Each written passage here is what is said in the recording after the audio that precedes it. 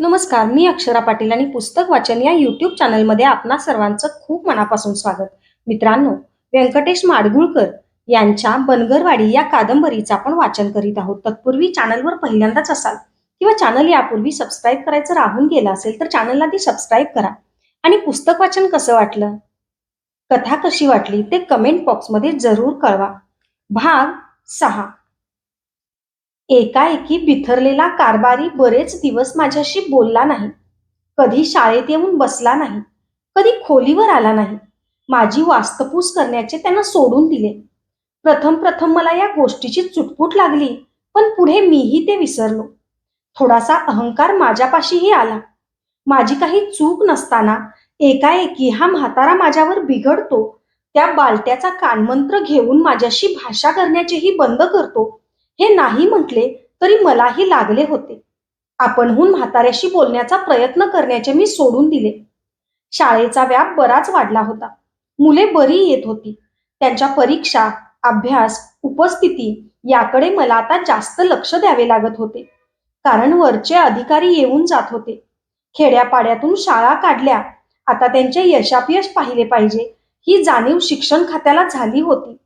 वरून निरनिराळ्या सूचना येत होत्या, हुकूम निघत होते. सुगीच्या सुट्टीत पांगलेली पोरे गोळा करून त्यांना पुन्हा नियमित शाळेला आणण्याचे कठीण काम आयबू करत होता, रामा बनगर करत होता, आनंदा रामोशी करत होता आणि गावही आता मी बोलला शब्द मोडीत नव्हते. शाळा आणि मास्तर यांविषयी आपलेपणा निर्माण झाला होता. एका सोमवारी मी शाळेत गेलो आणि पोरांनी बातमी सांगितली की 3ऱ्या इयत्तेत पहिला नंबर असलेल्या सताने एकट्याने लांडगा मारला. मला मोठे नवल वाटले. कसा रे मारला?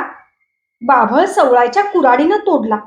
मास्तर, त्याचं कातडं वस्तीवर टांगलंय त्याच्या. कुठाय सता? शाळेत नाही आला का? आता तो शाळेला येणार नाही.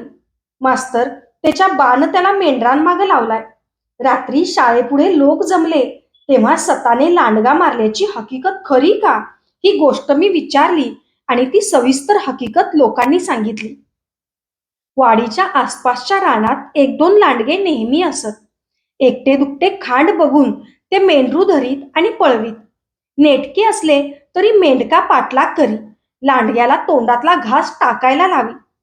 नरडे फोडलेले ते मेंढरू वरल, महार थोड्या किमतीला विकत घेऊन खात. पण पुष्कळ वेळा लांडगा मेंढरू घेऊन जाई आणि मेंढका परत येई. असे प्रकार वरचेवर होत. फार त्रास होऊ लागला म्हणजे एखाद्या दिवशी गावातली 5-25 पोरे काट्या कुराडे घेऊन बाहेर पडत, रख्ख उन्हातानातून माळ तुडवत, फरा काढून लांडगा उठवायची खटपट करत, पण बेरकी लांडगा त्यांना सापडत नसे. दिवसभर वनवन फिरून कुणाच्याही रानातला हरभरा भुईमुग उपटून खात ही शिकारी मंडळी हात हलवीत परत येत. पुन्हा 4-8 दिवसांनी एखादे मेंढरू मारल्याची वर्दी येई. इतका त्रास होऊनही लांडगा मारण्याची विशेष खटपट कुणी करत नसे. खायचे सावज नसल्यामुळे रामोशी या शिकारीविषयी उदासीन असत आणि मेंढक्यांची अशी समजूत होती की खांडातले मेंढरू लांडग्याने धरले म्हणजे मेंढरांना साथीचा रोग होत नाही. या समजुतीमुळे लांडगे चांगले धट्ट होत आणि दिवसा उजेडी रानातून हिंडत, माणूस बघून माती उकरत. बिरा धनगराला काही काम परगावी निघाले म्हणून त्याने पोराला मेंढरांमागे पाठविले होते. डहाळे कुराड घेऊन सता माळावर मेंढरे चारीत होता आणि संध्याकाळच्या सुमारास लांडग्याने रानाच्या ढेपणीवर चढून खांड हेरले. तरवडा नेपटीच्या झुडपाचा आडोसा घेत वगळी वगळीनं तो खांडाजवळ आला, तरी सताला त्याचा पत्ता नव्हता. शेवटी खांडातून बाजूला असलेले एक बांडगे हेरून लांडग्याने झडप घातली. त्याचे नरडे धरून तो पळू लागला. सताचा धनगरी कुत्रा चवताळून भुंकत धावला तेव्हा सताचे लक्ष गेले. लांडगा वगळ धरून सुसाट पळत होता. मोठमोठ्या शिव्या देत सता मागून धावला. कुत्राही धावला. हा हा म्हणता कुत्रा लांडग्याला भिडला आणि उडी घेऊन त्याने लांडग्याच्या मागच्या फऱ्याला धरले. ती कळ येताच तोंडातले मेंढरू टाकून लांडगा मागे वळला. दात विचवून कुत्र्याची मानगूट धरायला बघू लागला. फार सोडविण्यासाठी धडपडू लागला, पण लांडगा वळत होता तसा कुत्राही वळत होता. तोंडात धरलेल्या फऱ्याशी ओढ घेऊन सरकत होता आणि दोन्ही अंगांना सारखे वळूनही लांडग्याला त्याची मान सापडत नव्हती. दोघांची चांगली झटापट झाली. धुरळा उडाला. कुत्र्यापेक्षा लांडगा ताकदीने भारी असल्यामुळे त्याने कुत्र्याला दरादरा ओढले, झिंजाडले. दाताची पकड सुटून कुत्रा मुंडीवर कुचून उलटा झाला आणि चवताळलेल्या लांडग्याने उडी घेऊन त्याचे नरडे फोडले. कुत्रा विलक्षण केकाटला. दरम्यान सता तिथे पोहोचला आणि कुत्र्याच्या उरावर बसलेल्या लांडग्याच्या मानेवर त्याने कुऱ्हाड हाणली. रक्ताच्या चिळकांड्या उडाल्या. लांडगा उलटा होऊन पाय झाडू लागला आणि रागाला गेलेला सत्ता कचाकच घाव घालत राहिला. लांडगा मेला. कुत्रेही मेले. वगळीतल्या वाळूत खड्डा उकरून सताने कुत्रे पुरले, डोळे पुसले. ते मेले मेंढरू खांद्यावर टाकून लांडग्याच्या पायाला दोरी बांधून त्याला ओढत दिवे लागणीच्या सुमारास सत्ता वाडीत माघारी आला. आणि झाली हकीकत आईला सांगताना सता हमसून रडला. कुत्रा गमावला, मेंढरू गमावले म्हणून रडला. स्वतः रडत रडत आईने त्याला समजावले. पोटाशी धरून म्हटले, जाऊ दे. कुत्रा मेला, तो लांडग्याचं रगत घेऊन मेला. मेंढरू त्याच्यावरनं ववाळून टाकलं मी. रडतोस कशापायी? मी हकीकत ऐकल्यावर सता शाळेत येतो कधी आणि त्याला मी शाबासकी देतो कधी असे मला झाले. पण 4-6 दिवस झाले तरी तो शाळेत आला नाही. निरोप पाठवले तर सांगावा आला की तो मेंढरांमागे जातोय, शाळेत येणार नाही. मग सवड काढून मी मुद्दाम त्याच्या रानातल्या वस्तीवर गेलो. दिवस मावळून गेला होता आणि फिक्कट चांदणे पडले होते. वस्ती जवळ आली तशी कुत्रे अंगावर येईल म्हणून सताला हाक मारावी असा विचार मनात आला आणि मी मोठ्याने हाक मारली. ओ सता! वस्तीकडून हाक आली. कोण हाय? मी मास्तर. कुत्र धर रे, अंगावर येईल. सत्ताचा आवाज एकदम खाली आला. कुत्र नाही, या मास्तर. आणि माझ्या एकदम ध्यानी आले की सताचे कुत्रे तर परवाच लांडग्यांच्या झटापटीत मेले. मला अपराध्यासारखे झाले. वस्तीपुढे छान सारवलेले अंगण होते. मातीचे ओबडधोबड वृंदावन होते. त्यात डेरेदार तुळस होती. त्या कट्ट्यावर घोंगडे टाकून सता म्हणाला, बसा. फिक्कट चांदण्यांच्या प्रकाशात गुरेढोरे सटक्याने चारा खाताना दिसत होती. सताचा बाप बिरा शेरडाची धार काढत होता. माहेरच्या वाड्यात मेंढरे कोंडली होती. गुरांच्या गळ्यातल्या घंटा किनकिनत होत्या. चिपाडे मोडल्याचा खसपसाट येत होता. मोठी बहादुरी केलीस गड्या तू. मला कळलं सगळं, सता म्हणाला. पर लांडग्यानं कुत्रा मारला मास्तर. हो, समजलं मला. मग मी क्षणभर गप्प झालो. सताही झाला. दुधाची चरवी घेऊन बिरा माझ्यापुढे आला. धार काढत होतो. रात करून आला? मी म्हणालो, आलो फिरत. बसा. आमच्यात चहा नाही का काय नाही? दूध पेता का? नको, काही जरूर नाही चहा दुधाची. तसं कसं म्हणून भागतं? घ्या की. उलिसा आमचा मान म्हणून. जार पोरा, पेला अनातनं. बिरा माझ्यापाशीच कट्ट्यावर टेकला. मी विचारले, शाळेत का नाही आला सत्ता 4 दिवस? नाही आला. मीच म्हटलं जा मेंढरांमाग. मग नड संपली असली तर आता पाठवा उद्यापासून. बिरा थोडासा हसला. पेल्यात ओतून त्याने दूध माझ्यापुढे ठेवले आणि सताला चरवी आत न्यायला सांगितले. ते चविष्ट दूध मी चाखत चाखत पिऊन टाकले. शेरडाच्या दुधाला थोडासा वास येतो, पण तो सवयीने येईनासा झाला होता. मग सावकाशपणे बिरा म्हणाला, सता आता शाळेला नाही याचा मास्तर. म्हणजे का? तर मीच नको म्हणून सांगितलंय. बास झाली शाळा. आता आपला आपल्या उद्योगाला लागा. पण एकाएकी असा का काढता त्याला? शिकू दे की 7वी पर्यंत. मानेला झोका देऊन बिरा म्हणाला, का करायचं हाय? अव त्याचा आता चांगला नेटका गडी झाला. एकट्यानं लांडग्याला तोडला त्यानं. पोरठोर नाही राहिला तो. मग आता शाळा कशाला आणि पाटी कशाला? लागू दे आपल्या उद्योगाला. मी पुष्कळ सांगून बघितले, पण पोराची आणखी 4 वर्ष वाया घालवायला बिरा तयार झाला नाही. पुन्हा पुन्हा त्याने निश्चयपूर्वक सांगितले की माझ्या मी पोराला शाळेत पाठवणार नाही. माझ्या संगतीला आणखी एक गडी झाला. तेवढाच माझा कामधंदा लवकर उरकत. तुम्ही आग्रह धरू नका आणि शाळेत येण्यासंबंधी सतानी हे विशेष हट्ट धरला नाही. तास अर्धा तास वाद घालून मी उठलो आणि उघड्या रानातला गार वारा घेत गावाकडे चालू लागलो. माझे मन उदास झाले. दुपारची शाळा सोडून एकदा मी गावाबाहेर विहिरीकडे आंघोळीला निघालो असताना म्हातारा कारभारी माझ्या मागोमाग येऊ लागला. एक दोन वार मी मागे वळून बघितले, तरी तो येतच होता. दुपारचे ऊन नांगरलेल्या जमिनीवर झळा मारित होते आणि अंगात काही नसलेला धोत्राचा खोचा मारलेला कारभारी बांधा बांधाने माझ्या पाठोपाठ येत होता. प्रथम मला वाटले कामासाठी कुठेतरी निघाला असेल, पण मी बांध सोडून ढेकळे तुडवीत विहिरीकडे जाऊ लागलो तेव्हा त्यानेही बांध सोडला. ढेकळे तुडवीत तोही विहिरीच्या बाजूने येऊ लागला. आंघोळ करण्यासाठी आला म्हणावे, तर जवळ धोतर तांब्या काही नव्हते. उगीचच माझ्या छातीत धाकधूक होऊ लागले. परत मागे न बघता विहिरीपाशी गेलो. कपडे काढून ठेवले आणि लंगोट लावून आत उतरलो. पाण्यात पडलो. थोडा वेळ डुबक्या मारून वर येऊन बसलो आणि अंग घासू लागलो. म्हातारा कारभारीही पायऱ्या उतरून आत आला आणि मी बसलो होतो तिथून वर 2 पायऱ्या सोडून बसला. थोडा वेळ थांबून म्हणाला, एका गावात राहून एकमेकांशी भाषा करायची नाही, हे बरं नाही मास्तर. हा आपणहून कसा बोलला याचे आश्चर्य वाटले. मी म्हणालो, बोलणं बंद तुम्ही केलंय बाबा, मी नाही. अरे पर का बोलत नाही, कशापायी बोलत नाही, हे कधी तू मला विचारलंस का? कशाला विचारू? का कमीपणा वाटला होय तुला त्यात? अरे मानपान मी थोरल्यानी बघायचं का तुम्ही कालच्या लेकरांनी? आ या बोलण्याने मी थोडासा हललो. मीही इतके आखडून वागायला नको होते. समजूतदारपणे पुन्हा म्हाताऱ्याशी बोललो असतो तर त्याने कारण खचित सांगितले असते. मग म्हाताराच बोलू लागला. मला बालट्यानं सांगितलं, आमच्या अंजीला तू चोळी दिलीस. गोष्ट खरी का? माझा चेहरा गोरामोरा झाला. क्षणभर काय उत्तर द्यावे हे मला सुचेना. म्हातारा असे काही विचारील, त्याच्या न बोलण्यामागे असे काही कारण असेल याची अंधुकशी कल्पनाही मला नव्हती. अंजीला कधी काळी मी चोळी आणून दिली होती ही गोष्ट मी विसरून गेलो होतो. मी काही बोलत नाही हे बघून म्हातारा पुन्हा म्हणाला. त्यानं मारुतीची पायरी शिवली.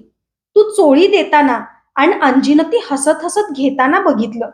हे कळताच माझं डोसकं गेलं. पोरीला मी मार मार मारली आणि तुझ्याशी बोलणं सोडलं. पर तुझ्यावर माझी पाळत होती. त्यावर आज पातूर मला काय वाईट वागतं दिसलं नाही. मग म्हटलं, एक वार खरं खोटं करावं. खोटं आहे, साफ खोटं आहे. बालट्या नालायक माणूस आहे.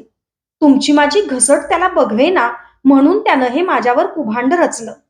माझा श्वास जोराने होऊ लागला. काळजाचे ठोके जलद पडू लागले. म्हाताऱ्याने पुन्हा म्हटले, मग चोळी दिली ही गोष्ट खोटीच म्हण की. मी चोळी दिली, पण ती मोफत नाही. अंजीनं खण माझ्यापाशी दिला आणि चोळी तालुक्याहून शिवून आणायला सांगितली. मी तुमच्याशी बोललो नाही, कारण तिनं मला सांगितलं होतं, चोळी मी चोरून शिवते. म्हाताऱ्याला सांगू नका. पाहिजे तर तिची माझी रुजवात घाला. असा नालायक माणूस नाही मी. कुणी काहीही सांगितलं तरी मी मुकाट ते करतो. सर्वांच्या उपयोगी पडतो. याचे उपकार तुम्ही लोक असे फेडाल याची मला कल्पना नव्हती. मला काही जरुरी नाही. नुसती शाळा बघून मला राहता येईल. पोरांना 4 अक्षरं शिकवून जाता येईल. हे मी इतके भरभर तुटकपणे बोललो की म्हाताराही गडबडून गेला. हे बघ, मला खरं वाटलं म्हणून मी तुला तसं बोललो का? तुला काय केलं का? आता माझी मलाच ही गोष्ट खरी वाटना. त्यात तू आज खुलासा केलास. बालट्या अगोदरच तुझ्या वाईटावर आहे. त्यानं लेकानं बळच काट्याचा नायटा केला. असो, तुझ्या मनात पाप नाही नव. मी अजूनही जोरात होतो. त्यात म्हाताऱ्याकडेच बाजू उलटली हे त्याच्या बोलण्यात तोंडावर उमटले तेव्हा मला जास्तीचा चेव आला. हा, अजून मलाच विचारा पाप आहे म्हणून. शहाण्या माणसानं तुमच्या गावात राहणं हे पाप आहे. तुम्ही लोक भल्याला गाढव करा. बस, झाली एवढी नोकरी पुरे झाली. मी वर अर्ज करतो आणि बदली करून घेतो दुसऱ्या गावी. असे शेवटचे बोलून मी वर आलो. कपडे घालून घराकडे आलो. म्हातारा पायरीवर किती वेळ बसला होता आणि परत उठून कधी आला ते मला कळले नाही. त्या दिवशी सर्व दिवसभर माझा राग विझला नाही. कितीही विवेक केला तरी बालट्याचा सूड घ्यावा ही बुद्धी गेली नाही. भरगावात त्याला धरून मारावे असे मला वाटू लागले. पण माझ्यासारख्या दुबळ्या माणसाला ते शक्य नव्हते. काहीतरी कुभांड घालून त्यात तुरुंगात डांबावे. निदान ओळखीच्या फौजदाराकडून थोडा चोप आणि चांगला भरपूर दम द्यावा असे वाटू लागले. मी मनाने फारच खाली गेलो. माझी ती वृत्ती आयबूने ओळखली. काय झाले असावे याचा त्याला अंदाज बांधता येईना. मला विचारायला मन धजेना आणि मी आपणहून काही बोलेना. तो सारखा माझ्या भोवती भोवती करत होता आणि मी काही बोलत नव्हतो. अखेर रात्री अंधारात पडल्या पडल्यास मी आयबूला म्हणालो, आयबू, बालट्यानं फार डाळ नासली गड्या. दारापाशी आयबू चादर घेऊन पडला होता. तो म्हणाला, त्याला एक वार चांगला धडा द्या मास्तर. धडा देणं कठीण नाही रे, पण उगाच गावाचा वाईटपणा यायचा. आजपर्यंत चांगुलपणानं दिवस काढले, कोणाकडून हू म्हणून घेतले नाही. आयबूलाही ते पटले. थोडेसे समजावून सांगितले की ते त्याला चटकन पटत असे. निदान पटल्याचे तो चेहऱ्यावरून दाखवत असे, तोंडानेही बोलत असे. आज काय केलं मास्तर त्यानं तुमचं? तो काय करणार लावालावी वाचून? कारभारी बोलत नव्हता, त्याचं कारण बालट्या होता. ते मी तुमच्यापाशी बोललोच होतो. मास्तरचा आणि अंजीचा वाईट संबंध आहे असं सांगितलं म्हणे बालट्यानं म्हाताऱ्याला. या अनपेक्षित बातमीनं आयबूच्या तोंडून एक झक्कास शिवी बाहेर पडली. बालट्याने खोटे नाटे असे दुसरे काहीही सांगितले असेल, पण त्याने मास्तरचा आणि अंजीचा संबंध जोडून कारभाऱ्याला सांगावे या गोष्टीचे आयबूला नवल वाटले आणि मग रागही आला. तो म्हणाला, बालट्या इतका लांब पोचल असं वाटलं नव्हतं. मी म्हणालो, गावात कुणीही माझ्या वाईटावर नाही, पण बालट्या मात्र सुरुवातीपासून सापासारखा माझ्यावर डूक धरून आहे. काय करावं काही कळत नाही. बरं, तो समोरासमोर येऊन दोन हातही करत नाही, आडून गोळ्या मारतो. बोलता बोलता मला पूर्वी मी प्रथम आलो तेव्हा बालट्याने या खोलीत येऊन दम कसा भरला होता ते आठवले आणि अंजी प्रकरणावरून गावाला पेटवून हा माणूस केव्हा तरी मला धोपतील असे वाटले. बराच वेळ मला झोप आली नाही. आयबू घोरू लागला. त्यानंतर तिसरे चौथे दिवशी रात्री बराच वेळ चावडीसमोर बसून मी परत आलो. दार उघडले तेव्हा आयबू झोपला होता. काडी पेटवून मी अंथरूण बघितले आणि पडलो. झोपून गेलो. पहिली झोप होते न होते, तोच कसल्या तरी गलबल्यानं मी जागा झालो. प्रथम काही कळेना. नंतर वाटले की चावडीकडे काहीतरी गोंधळ चालला आहे. अंधारातच उठून बसून मी कान दिला. केवळ गलक्याखेरीज काही ऐकू येईना. लांडगा आला असावा किंवा कुठे साप निघाला असावा असे मला वाटले आणि आयबूचा अंदाज काय आहे हे बघण्यासाठी म्हणालो, आयबू, गोंधळ कसला रे? आयबू लवकर जागा झाला नाही. तेव्हा अंधारातच त्याला हलवून जागे केले. तो बावरला आणि उठून बसून, काय काय, कोण, काय असे करू लागला. थोडा सावध झाला तेव्हा मी त्याला विचारले, तुला गलका ऐकू येतो का? चावडीपुढं माणसं जमली. त्यानेही कान देऊन ऐकले. काहीतरी गोंधळ झालाय चावडीपुढं, बघून येऊ का? मीही म्हणालो, चल, मीही येतो. पांघरुणाच्या खोळी मारून आम्ही दोघेही बाहेर पडलो. काळोख किट्ट होता. त्यातून सरावाने भराभर गेलो. चावडीपाशी पोहोचलो. प्रथम दिसला त्या माणसांना मी विचारले, काय झालं? गोंधळ कसला? तो म्हणाला, दादू बालट्याला कुणीतरी हाणलं. कुणी? कोण होता तो अंधारात दिसला नाही. गर्दीतून घुसून मी पुढे झालो. दिवा घेऊन बालट्याची म्हातारी बसली होती. अगं बया, आता मी काय करू अशी ओरडत होती आणि दादू बालट्या धुळीत पालता पडला होता. त्याचा पटका उडाला होता. अंगरका फाटला होता. बालट्या बेदम मार खालेल्या कुत्र्यासारखा जीभ काढून धापा टाकीत होता. कारभारी रामा बनगर दोन पायांवर बसून राहिले होते. सारखे म्हणत होते, अर, तू उठून तरी बैस दादू, काय झालं? मारलं कुणी? आणि बालट्या डोळे मिटून नुसतीच मान हलवीत होता. त्याला उठायला येत नव्हते, बोलायला येत नव्हते. मी म्हणालो, त्याला असा धुळीत काय टाकलाय तुम्ही लोकांनी? उचलून घरात न्या. सर्वांनी माझे म्हणणे उचलून धरले, पण कोणी पुढे होऊन त्याला उचली ना. मग आनंदा रामोशी पुढे आला आणि मेलेले बकरे उचलावे तसे त्याने बालट्याला उचलले. घराकडे चालवले. 15-20 माणसांचा घोळका खाकरत खोकरत काय झाले ते परस्परांना सांगत विचारत त्याच्या मागून निघाला. बालट्याच्या घरात पोचताच घोंगडे टाकून त्यावर बालट्याला घातले. त्याची म्हातारी रडत बेकतच होती. तिच्यावर डाफरून कारभारी म्हणाला, तू गप सुंदरा, काय कळतंय का नाही? तो काय मेलाय वय गहीवर घालायला? घरात घराबाहेर दाटीनं लोक उभे राहिले. तोंडावर पाणी शिंपडले. वारा घातला तेव्हा बालट्या धापा टाकायचा थोडा गप्प झाला. डोळे फिरवून आजूबाजूला बघू लागला. मी म्हणालो, मला ओळखलं का? तेव्हा त्याने काही न बोलता तोंड दुसऱ्या बाजूला फिरवले.